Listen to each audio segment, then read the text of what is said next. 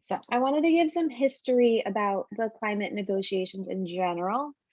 So this is really not a new topic. Climate change was first brought to the presidential level back in the 1960s because it was turning into an issue, but nothing was really done about it at that time. Starting in 1992 is when the first COP was held, and that was the Earth Summit is what they called it. And it happened in Rio. The United National Framework Convention on Climate Change, if you read a lot of climate literature, you'll see UNFCCC, and that's what it stands for. So this was a treaty that happened in 1992, and it was supposed to reduce emissions, but it didn't have any legally binding limitations or enforcement mechanisms. So it was a nice idea. It was a first step, but not much really happened. 5 years later, we had the Kyoto Protocol, which again was a multinational agreement with the goal to limit emissions. This time they set targets, and they really wanted industrialized companies to take the lead. As a nice example of the United States signed this protocol, but the Senate would have needed to ratify it, and they did not. President Bush ended up saying that this was a really unfair and ineffective agreement because developing countries did not have to contribute. So that kind of demonstrates the tensions. China and India are developing. So in this treaty, they were not asked to contribute as much.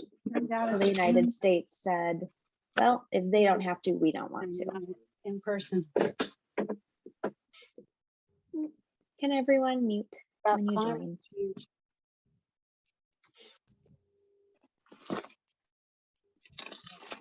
Thank you.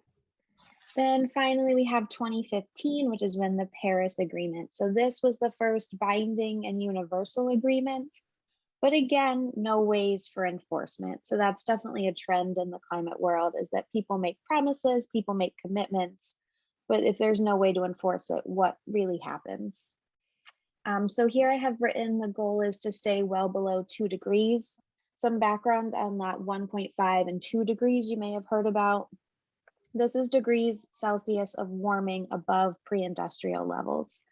So 1.5 degree would definitely be not great for the planet, but most places would still stay livable.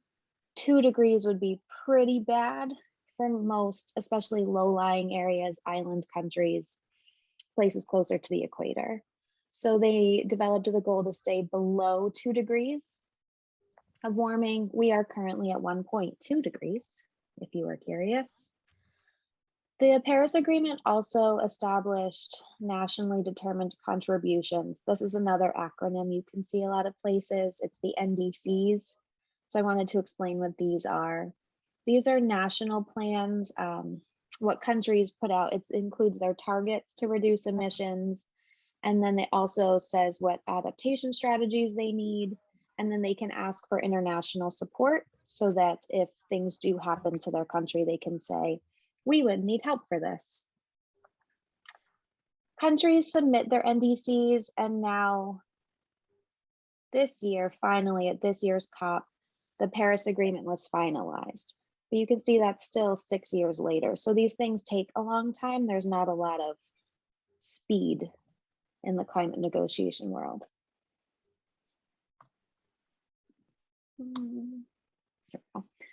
So the event itself was set up. Glasgow has a river that goes through it, and it was split across the river. So on the one side, there was at the National Science Museum, they had the green zone. This was an area that the public was able to attend if they would submit and ask for tickets. And on the right side of the river, they had, it was like a convention center, and they built on a lot more buildings, and that was the blue zone. So for that, you needed to go through different security levels and have the right kind of badge to get into that level. I was badged, so I was able to go to both. The first 2 days of the event were the World Leaders Summit. That was some of what you might have seen on TV, like Biden, a lot of the world leaders were there. They made a lot of commitments and talked then. And then the first week, they had a lot of informal negotiations between groups. And then the second week was when the formal negotiations between the parties and countries happened. And at the end of 2 weeks, they came out with the Glasgow Climate Agreement. I'll cover at the end some of the things that happened with that. It was like a big conference that you would expect. They had a lot of side events and lectures. They had a huge room where each country had their own pavilion where they would offer their own speeches. They did not have any freebies because climate change, trying to be sustainable. People that attend COP, so a lot of diplomats and negotiators from countries are there. There's also civil society observers. So the League of Women Voters counts as an NGO. So I was there observing for that group. They also divide everyone into constituencies. So these are like-minded groups. The League of Women Voters is part of the Women and Gender constituency. You can see us in this picture. This is a group mainly of women that focus on a lot of feminist issues, and that they would meet every morning and kind of give a rundown of what you could expect that day, what kind of negotiations were happening, what had happened the day before. And then each constituency had one ticket for different events. So if there was going to be a negotiation on Article 6, the Women and Gender constituency would have one ticket, so one person could go and observe. That was new this year because of COVID, but this turned into an issue because you can see even in this picture, this is the Women and Gender group represented hundreds of people, and they get one person in the room where the decisions are being made. So it was not quite as accessible as it could have been. The Women and Gender constituency also did different colored masks every day that said feminist climate justice to represent a different issue. This was the people that I was there with, if you were curious. 2 of them had gone to 2 previous COPs in the past, so they had a little bit of experience and knowledge to share with us. Most of them, I'm a physical therapist, so I don't have a lot of direct work experience with the climate, but most of the other people attending did. One was an oceanographer, one did policy for the government, one was an environmental lawyer in DC, so they had a lot of workplace experience, but I was able to learn a lot from them, even just what their leagues are doing at a local level. Nice. Okay. So here's some general background. You may know these things or you may not, like I didn't going in. So climate justice is the concept that there's really an unequal distribution between the countries that are facing the biggest consequences and the countries that have contributed the most to the climate crisis. So if you think the United States, we've really contributed a lot. We've done a lot of fossil fuels. And here, especially in Connecticut, we're relatively safe. In contrast, I heard a woman tell a story about a woman named Veronica, who she knew. She was a woman in Madagascar, which is an island off the coast of Africa. So they do a lot of fishing because they're an island, but with coral reef bleaching, they haven't been able to gather fish. They're an island, so it's hard for them to get food from other sources, and they've been in a drought. So they're currently, Madagascar's in the first climate-induced famine. So this poor woman, Veronica, had, I think, like 8 or 9 children. She had already had 2 that had died of hunger. And then she ended up marrying off her daughters, who were 11 and 14, because she just didn't have food to feed them. So if you think this poor woman, she's not driving a car, she's not using electricity, she's not contributing to the climate crisis in these ways, but the consequences that she's facing are huge. In addition to that, it's kind of a double injustice with the idea of feminist climate justice. So additionally, people are facing the most consequences that haven't contributed, and women are facing even more of those. So women are the primary caregivers. They're the primary gatherers of food and water. If you think with drought, people have to travel further distances to gather. This leads to girls leaving school earlier. Women are more likely to face sexual violence when they're walking. Some of the NGOs that were at this group were just trying to distribute contraception to refugees and people migrating, just because that is such an issue, not something you really think about.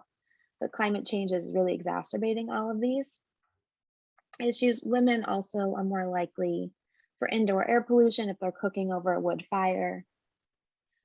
The emergency response system was something really new to me, but women have less access to these systems. So if, for example, a tsunami is coming, they said that in the 2004 Asian tsunami, 70% of the fatalities were women. And this was because they had less access to that information. They're more responsible for children, so they're slower. And they said even culturally, in one country, they were saying that like climbing trees is typically thought of as something as that more boys do. So girls don't necessarily learn that skill. So when something comes like this, women are less likely to get to safety. So feminist climate justice was a big thing, even working on interventions and things that would go in the climate agreement. The women and gender constituency really wanted women to be taken into account to make sure that women are informed, women are consulted, and getting that perspective. Climate refugees. A lot of the times, if people are farmers, they're farming just on a one season cycle. So if a climate disaster hits, they don't have food or resources. And a lot of times that leads to migration, especially moving from farms into cities. And then that can lead to further destruction. Even just thinking hot temperatures, think of Portland, Oregon this year had 115-degree temperature. One of the ladies on this trip said she didn't have an air conditioner. It was just crazy to speak to someone who was at this event with me. She didn't have an air conditioner, so she said, oh, we just covered our sheets in water and slept underneath them at night to try to cool down. And that's in Oregon, let alone in Iran this last summer, it was 165 degrees. No. So these areas are just not compatible with life at that point. So people move. Sea level rising, people can't move. There was a lot of island countries. So there's an idea that what really makes a country, if your island nation is submerged in water, are you still a nation? What gives you that sovereignty? So just interesting things to think about. One woman, I was able to hear the mayor of Freetown, Sierra Leone spoke, and she talked a lot about she has a lot of climate refugees in her area and they're moving to cities. There's not necessarily land. So they ended up in one part, they ended up building on the mangroves. I don't know if you've heard of mangroves. They're trees that are on the coastline and they're really important to protect the actual coastline itself from destruction. So these people found the land and they put garbage on top of them to build shelters, but then the mangroves died and then the coastline was more ruined, so it's just a cycle. So these are things that are really important. We should keep climate refugees on our mind. Nature-based solutions is a fun, trendy phrase. It's the idea that instead of building concrete walls to protect countries, we should try and use nature. So mangroves, these trees are a big example. Different countries started planting them and restoring them. This generates carbon offsets, which is important to limit emissions, and it also helps protect fish and rice and land. There's a lot of NGOs working on sustainable farming practices, whether that's planting more trees, helping retain more water, and helping to improve the landscape. And then there was a big push for reforestation at this COP, and there were some agreements that were put in place to try and limit deforestation at least. There is now, because like everything, things become more controversial. So as humans, we do tend to commodify nature in this way. So nature-based, there have been some companies that are now just going in and planting one type of tree in a whole area. This is not necessarily the idea of nature-based solutions. You're still kind of using nature to fit your needs of offsetting carbon. So now there's more of a push to think about ecosystem-based. So it's still thinking more holistically, not just using nature to offset carbon. This trends nicely into Indigenous people. So there's more emphasis on Indigenous people and really listening to their perspectives, because more Indigenous people respect the land rather than taking everything that they can. It's more keeping everything more holistic, more of a life cycle, using what you need, but not taking everything that you can. The Indigenous people constituency was the second largest civil society delegation that attended this COP. Number one was fossil fuels. So even though there is more of an emphasis on Indigenous people, fossil fuel companies are still everywhere. They're still in the rooms where these decisions are being made. Let's see, decolonization, I learned a lot about that. There's a big movement to try and give more land back to Indigenous people. Even legally, if you think like legal rights, Indigenous people in a lot of their treaties were given the ability to hunt and fish without damage to their health. So some of the legal cases that are able to be made against fossil fuel companies have been because if they're polluting land that's Indigenous land, those people are not able to do their hunting and fishing anymore. So that's something I want to learn a little bit more about. I have a whole list of books now from COP of things I want to learn more about. Oh, one of my friends went to a nature tribunal. So this was, they had like a real court. It was just an example case of what rights does nature have? Does nature itself have rights, or do you need that? Like, does someone need to own the land for it to have rights, or does just saving land have rights? Indigenous people were hoping for specific language in this year's climate agreement. They wanted it written in that they would be properly consulted and would have a grievance mechanism. And they really wanted more Indigenous-led solutions in this process. Article 6. I don't know if anyone's heard about Article 6. This was something I'm still kind of working on understanding. So the Paris Agreement said a lot of things. And one of the things that they tried to establish is a carbon market. So the idea is some countries are emitting a lot, some countries are not emitting as much carbon. So can you trade that from country to country? Can countries that are doing better sell their carbon in exchange for countries that are not doing as well in the effort to reach net zero? The rulebook wasn't finalized until this year, but the impacts of this are really, they're not felt very much on the global north. The global north can kind of take advantage of the carbon market by trading. Net zero in itself, so the idea is that emissions should be cut 50% by the year 2030, and then everything should be at net zero by the year 2050, if you want to reach that goal of 1.5 degrees Celsius. Doesn't seem incredibly likely, but there's also some ideas that if you really push for net zero without reducing, it's not really the same thing because you're kind of just trading around that carbon. You're not really working on decreasing what you're emitting.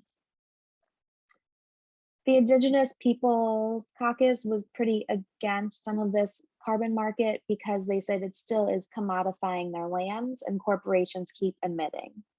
So in the process of getting carbon offsetting, companies are buying this land and water and trees and they're sequestering it to use it for theirs to show, look, we're offsetting this carbon. But if nearby Indigenous groups were using that land for their own food supply and housing, that's taking away their rights to that land just so it can be that corporation's property.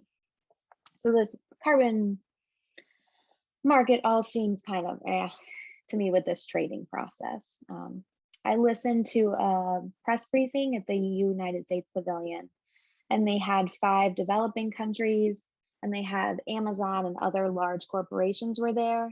And it was just supposed to be this really feel-good moment of, oh, look, these companies now can trade together. But it just felt kind of unfair that now we've done all this damage to the world for so long. And now like Ecuador has to pay for it by not cutting down their trees and we pay them money for it. So I might not know much, but that still made me go a little, ugh. That's Article 6, still a work in progress. Then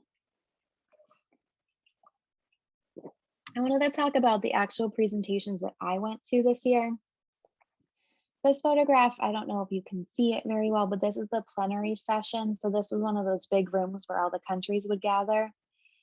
The table, I was not representing the women and gender constituency, but this is where the constituencies have a seat. They have access to the microphone.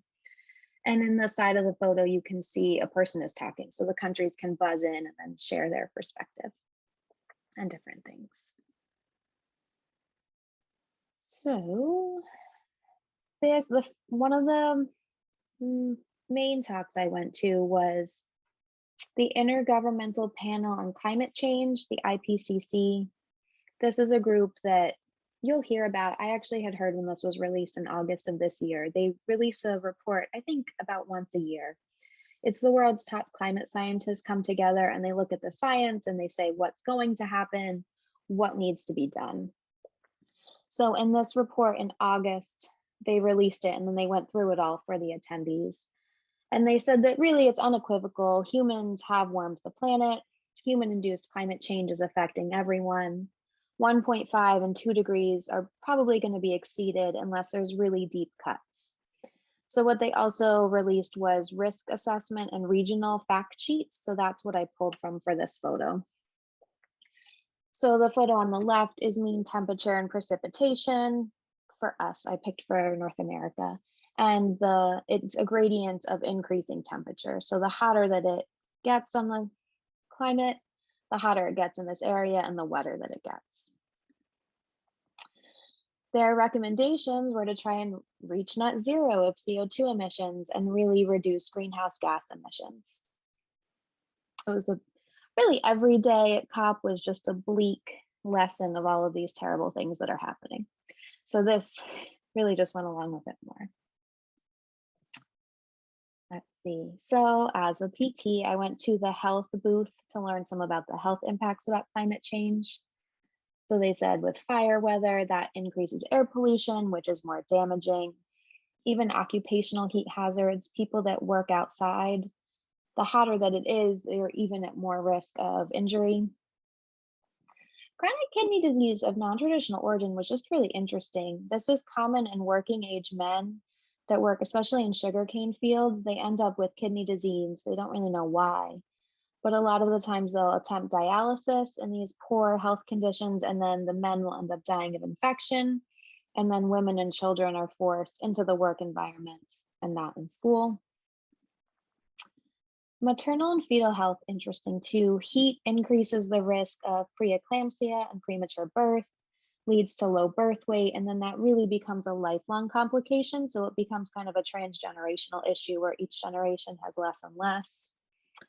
Heat also increases stress levels and worsens breastfeeding ability. So the hotter that it gets, the worse overall. And then tropical diseases, even on NPR the other day, I heard a story about how EEE is coming to Connecticut because it is warmer. So it's the same thing with malaria and Zika. All of these tropical diseases can travel further north as it gets warmer. I was able to hear Al Gore talk. He was initially very depressing, but then at the end, he came up with a small case for hope. So the hottest 7 years are the last 7.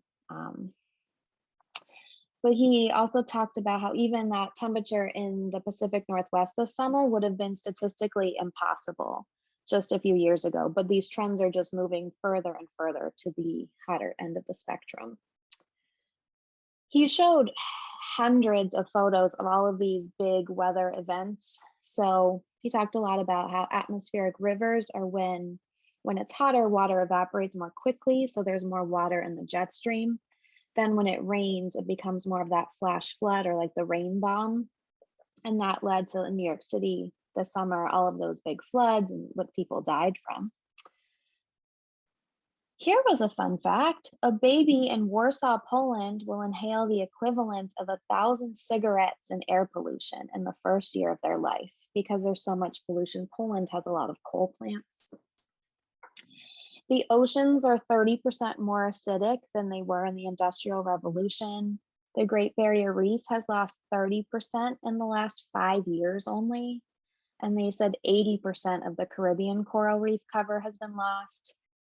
In addition to just losing nature, this heating of the ocean leads to toxic algae blooms, which then can kill fish. So that's lowering the food population as well.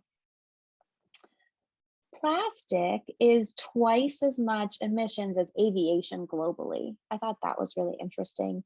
So although we know that flying is not great for the planet, if you think about your plastic consumption, that's a small way where you could try and help make an impact. Natural gas is something that, so natural gas is 90% methane, and methane has 84 times the heat trapping potential of CO2 over the first 20 years of its life. So there's really a push now to do less natural gas, especially with appliances even. So the state of California now, you can no longer use a gas stove. If you're renovating a home, you have to get rid of it. They won't give you the permits. So more things that you can think about in your life. If you're getting a new stove, maybe don't get gas. So Al Gore did cover a small bit of hope. Finally, there was a little bit. He said last year, 90% of the new electric was renewable. Wind and solar are getting cheaper. So he really made a case for a push to help these developing countries, because these developing countries are now growing. They're increasing their electricity usage. So if you can try and make that a renewable resource and give them the equipment to do that, that's how you really make that big long-term improvement. Banks tie into that too. He said the World Bank is not helping very much, so he's hoping that more of these banks and financial groups put more emphasis on this as well. Al Gore has a new company, Climate Trace, which they're doing a global inventory of each city, and they can go down to the individual plant level to see exactly how much each of these plants are emitting, to try and get at least some knowledge of what's happening, because countries report overall how they're doing, but it's hard to really see exactly who is doing what they say. His big positivity was that once the world reaches net zero, he said it's kind of like a switch. So once they reach net zero, the Earth temperature will stop increasing in 3 to 5 years, and half of that human-made CO2 would be absorbed within about 20 to 30 years in the ocean and the trees. So once you hit that net zero point, it's pretty good, but getting to that net zero seems quite challenging. Green hydrogen was another new trendy topic at COP. So hydrogen as a fuel, there's a few different types. There's the different colors. Most hydrogen, the gray and the blue, is made by taking methane and converting it into hydrogen and CO2. So you're still using a natural gas, you're still resulting in carbon emissions. If you add carbon capture to try and catch some of the CO2, that's the blue hydrogen, so it's maybe better, but it still has a worse footprint than natural gas and coal. There's a lot of talk of using it as a bridge fuel, generally not recommended. But green hydrogen is this new idea where you can take water and split it up. To be able to split water, though, you need a huge amount of energy, but as solar and wind are becoming cheaper, this is more feasible. So there were a few presentations saying in the next 7 to 8 years, hopefully that might be economically viable.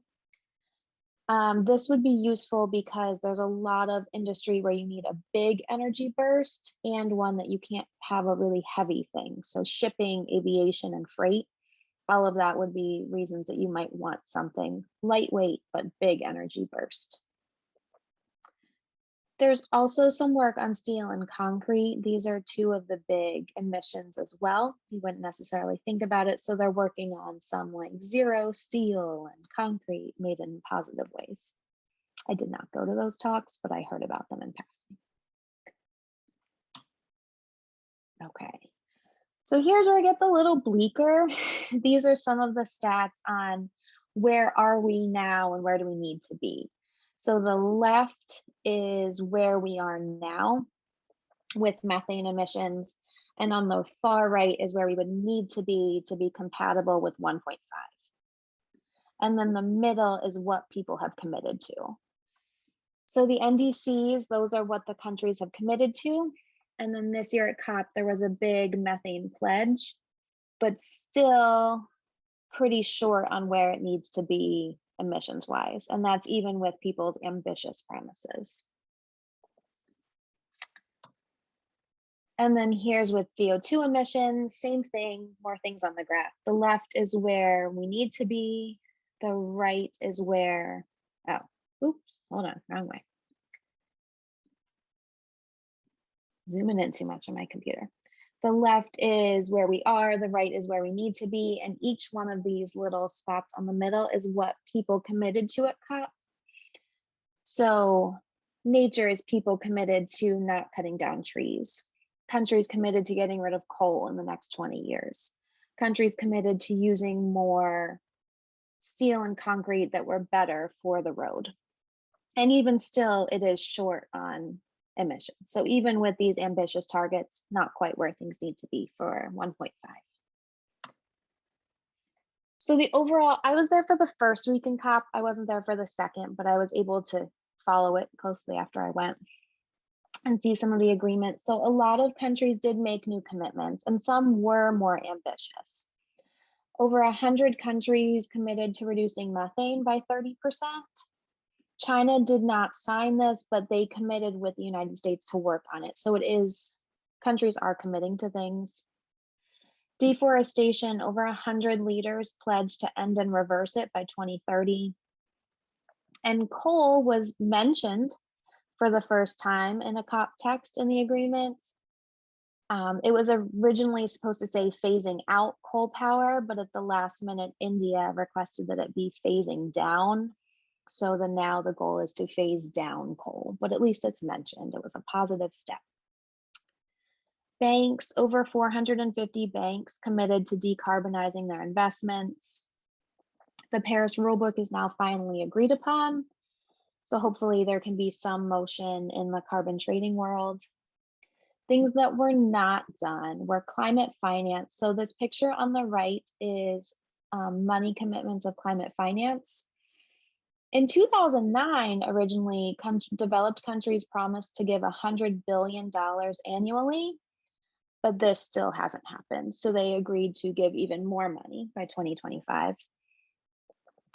And then loss and damage, they're working on making a loss and damage mechanism. So if poor countries have a terrible climate event, they want there to be a way that they can request funds to try and help support them financially rebuilding.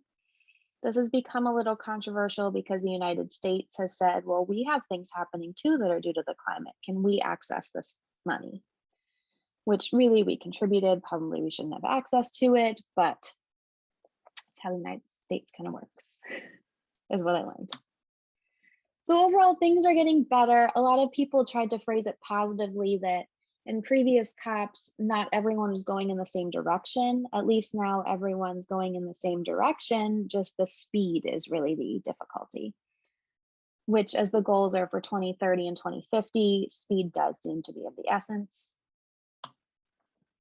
So what can you do today?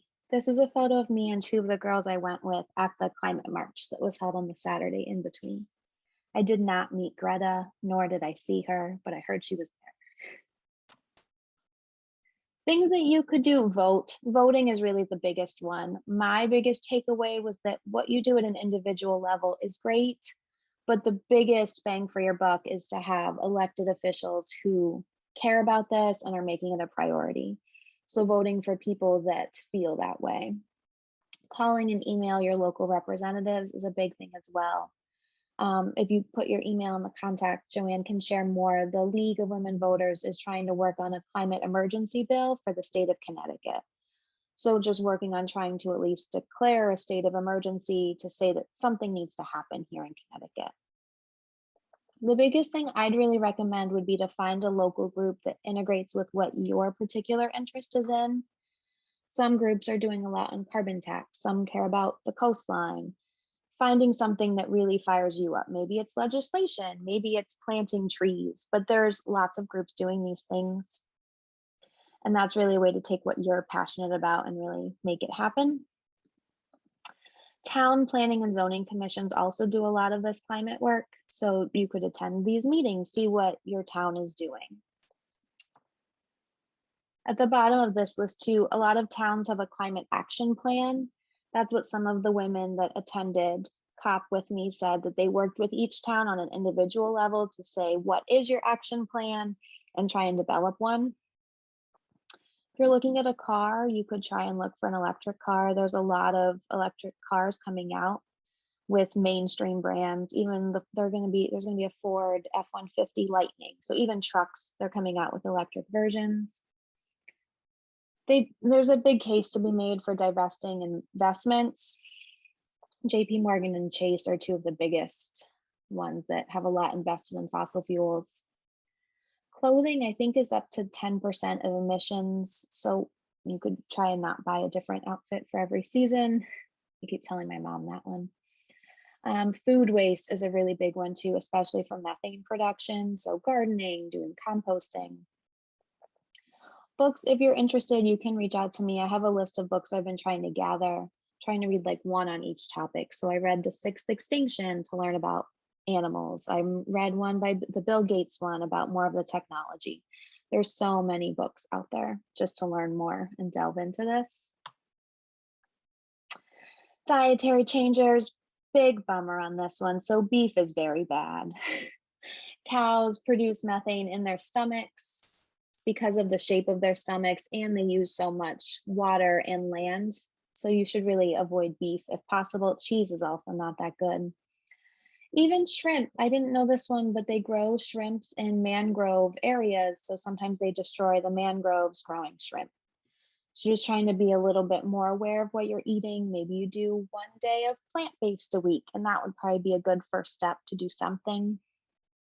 COP, they had different food stations, and they would have the CO2 emissions listed on their menu, which was a nice reminder that, oh, fine, I'll pick the vegan soup. So just trying to be aware of it sometimes really does make a difference. And then finally, you can change your electricity provider to 100% renewable. I don't know if people know about this.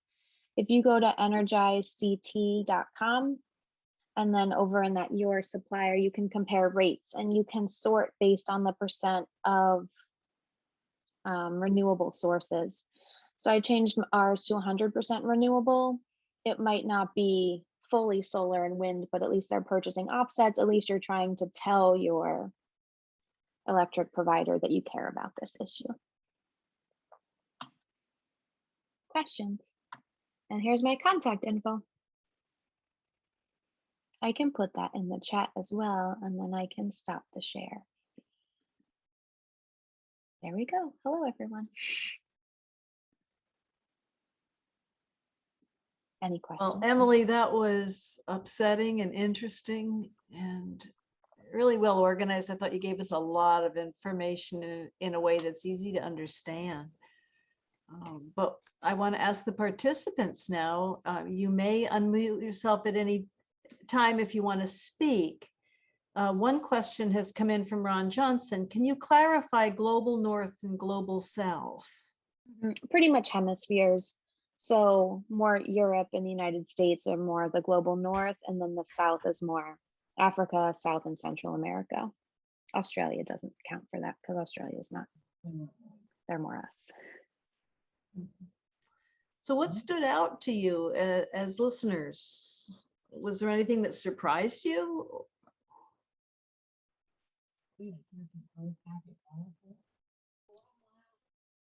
How about developing a menu with emissions? That would be a fun activity to do. So Emily, I have a question for you. You were talking about the fund that the countries can pull from if they are in crisis because of global warming. So it's kind of a multi-level question. One, does that already exist? Or is this a future project? It's a future project. They were hoping to kind of formalize it at this one. And then the plan is for next year's COP, they're going to really drill down on loss and damage. Okay, and so the second part of that question is, if countries have access to the emergency fund for a climate crisis, is it based on how much they contribute and or how much they are actively reducing their personal carbon footprint? Or is it like a pooling type system, like, hey, we have a problem, help us now. and then you look at the country and they really haven't done much on their promise, or, you know, put a lot of resources into, you know, the climate change, do they have the same amount of access as funds as somebody who maybe is actually making progress towards the climate change? That's my question. I think that's a great point.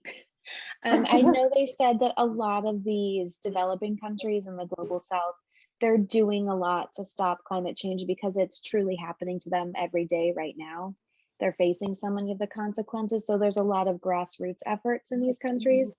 Yeah. So ideally, they would look at who's making an effort and who's really trying and who has contributed to this. And I think they're going to try and make the rule book, because I heard a few places like, well, if you really contributed a lot to emissions, you probably shouldn't get this money.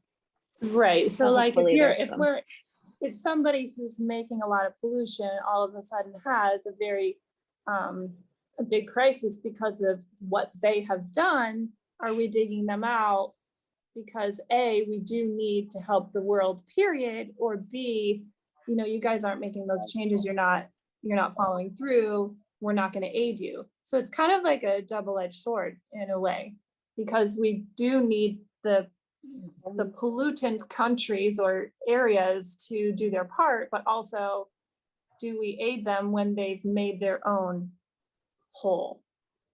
I guess I'm saying. I will say a lot of the like big polluting countries were like India, China. China wasn't really there as much. India was present at a few of the things, and they would make commitments, but a lot of their commitments were like, oh, by 2050, we're going to cut coal by 30%.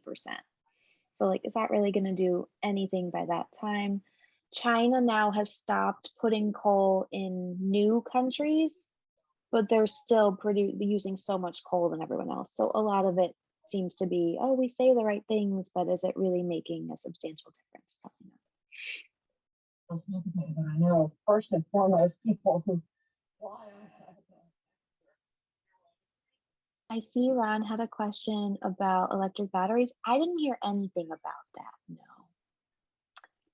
There was a man in front of me at the airport line that worked for Rivian, but I didn't ask him any more about it either.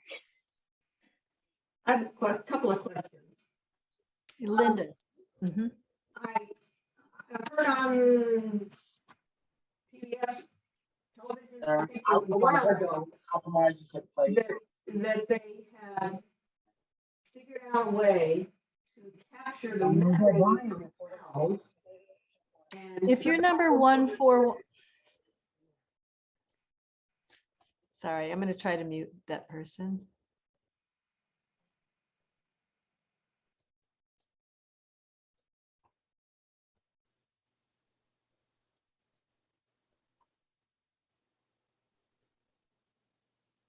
Okay, you should be okay now, Linda. Linda, you need to unmute yourself.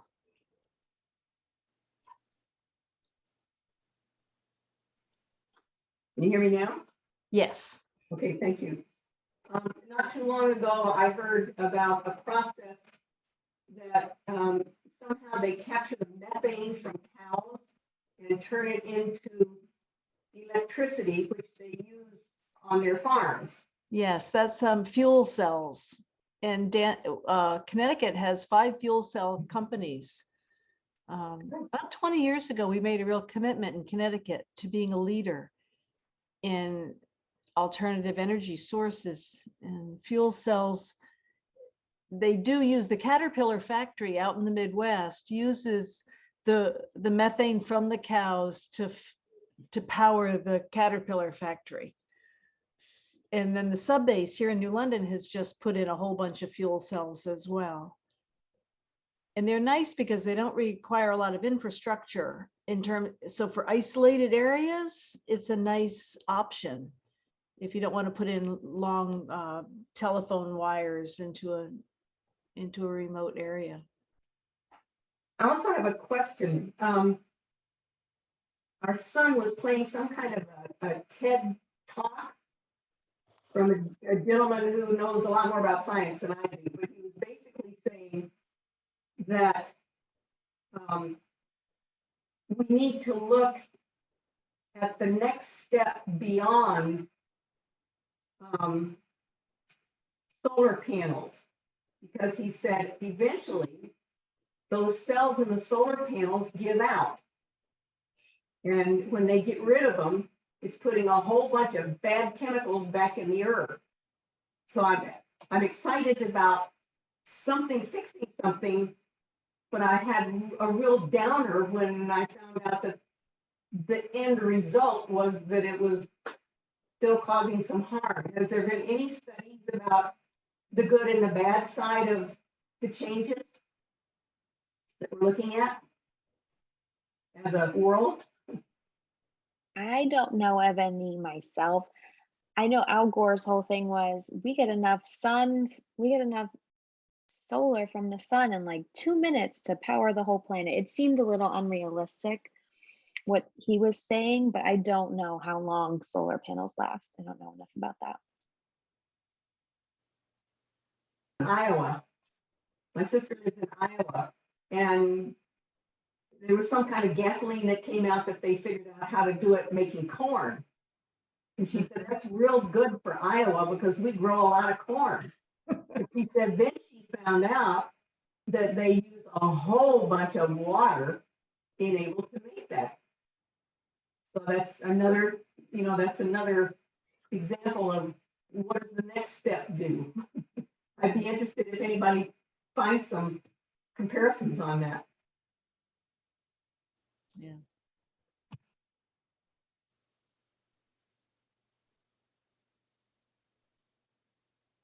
Good points. Anybody else? We have 5 more minutes. I recently read an article. I don't know how true it was. I can't remember where I read it, but it was online, and I learned recently about several deep holes that people have tried to dig into the earth and go down miles and miles and miles. And it was a competition kind of like between Russia and America to see who could get to the core of the earth. And it started many, many years ago.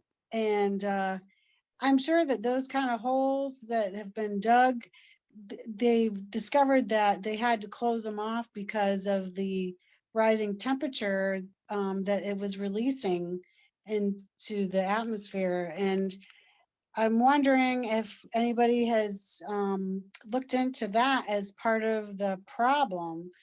Maybe these, deep, deep holes and going down into the core of the earth are releasing a lot of heat, and if they should close them all off.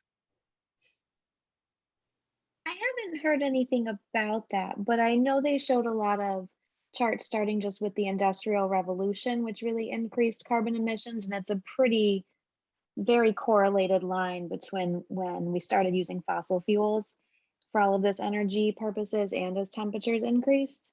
Oh, there we go. Anne in the comments. The Core project did not add heat to the surface of the earth. I will trust Anne as our environmental expert. Mm-hmm. Okay. Iceland has 98% of their heat from the geothermal. And we can do geothermal here too. And it gets us to in the interior of our home to 55 degrees if you dig a geothermal thing. And then you just have to heat a little bit above that.